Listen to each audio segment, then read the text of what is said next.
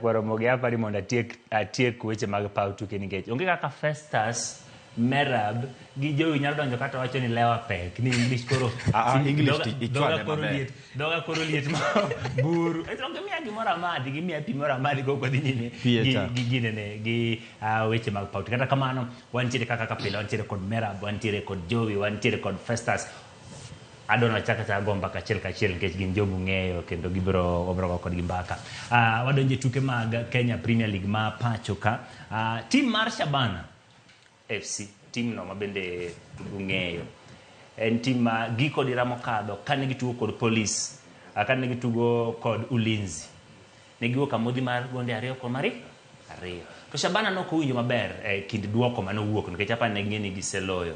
Kata kamano ne gidhi nyime gi ketho mwandu mane nitiere e pap mano ma Ulinzi kucho ma bende nawayo ka gik mokethre. En gik mosebedo kwalose kuom kinde paw tuke ka kendo kosemorowa. Adana director noket ni weche motenore kod gik manotimre mag Shabana FC gin mago ma bende ne gidhi e doho kendo doho yie kod kwayo mar winjo bura no mapiyo nikech ne nitiere ywaruok gi FKF gi Shabana. Bura mana donjnego Shabana ochung nyaka tiek winj bura no matiende ni Shabana obedo gi thuolo mar dhi nyime kod bedo gi thuolo mar dhi nyime kod tugo ka gintiere kanyo kod fans magi bang' kane ogogi okum.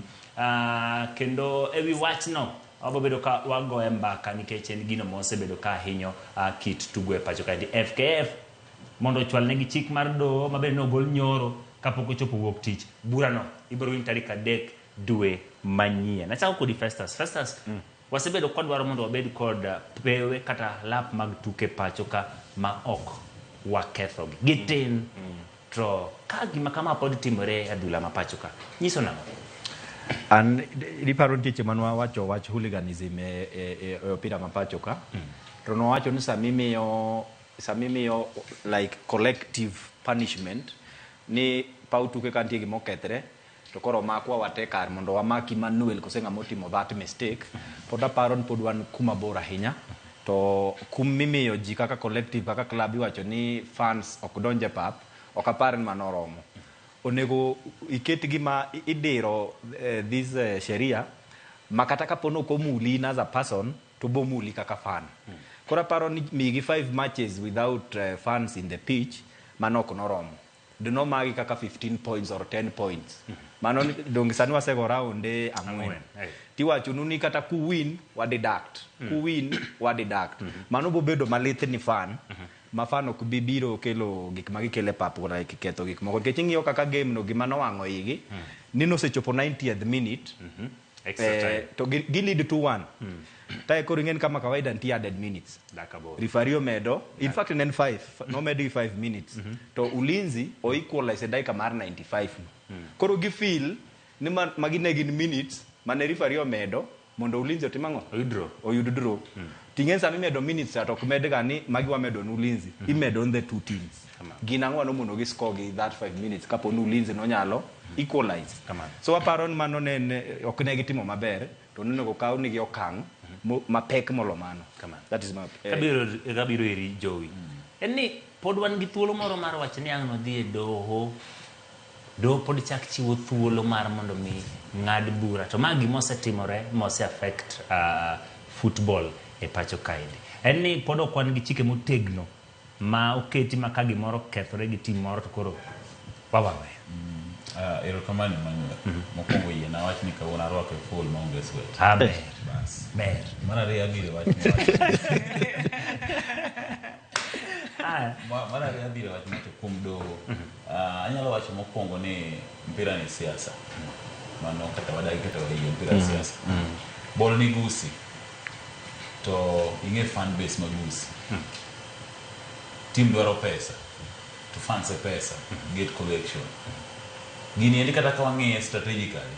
To ena achiel kuom yore mane management ka achiel koda siasa matin mogo iye mondo team okwongo harvest gate collection mondi gisoyo fuku eka ging'e punishment madhi biro. Mane gimiyo game oter kuno. Otherwise ne ni game kota Machakos. To bano dino dhi mbele. Lakini kech schedule nose keto ni idhi go e busi. Gimo kwongo tem tik en mana tiyo gi wach doho ni ibiro winje dwe manyien tarik 3 mondo makawuono ni space ni gidhi ne kech nyalo neno ka by saa 3 saa 4 saa 5 pap no sepo. Shabana dugo dala. Shabana dugo dala. Matini gima management ne dwaro kongo tim. Kongo sopes gate collection of fuku mondi. Yalo yalo go. Gidhi gi yalo go. Mano gima gitemo timo kanyo. Alafu bende kwa ng'iyo to wasayo gwang, to wasayo bende gweno. King'iyo gima nokelo tulo ahinya ahinya game mar Shabana gi Ulinzi. Ne en added minutes. To okanya wacho ni Shabana kende manena. Adier kata ka ng'iyo comments mag fans, general view mag fans. Ji mang'eny no wacho no oyo ndiye kasa no do ayuare ahinya. Oketi mang'eny. No do okni ne oketi mang'eny kaka Festus wacho. Ai ni sasa no komere ne Shabana, no komere ne Ulinzi. Ati yudo ka ng'eny ji. Yudo ka wenge wape opinion mag ji mang'eny. Ne wacho na adier sano do ayuare tok added minutes ya. Matinde ne gitemo ng'era ng'o. Bende manyalo kasa moro Ulinzi ne bedo favor. Tanyalo wacho ni fans bende play a big role. Kata kamano wan gi timbe ma kaka wan gi Kenya Police, wan gi Ulinzi magi uniform. So sama gigocho kang'ega ni okiyiene police dhi neno bol kata jelo neno bol nikech gimbe gin part of fans. Koro mondo me gimbe gi encourage tugo ni gimbe gi gole police sama tugo re wala baraka chiel be ko chime mbakasi udhi pogo papte mondo atielo buru beda ni intimidation ne fans. Yes.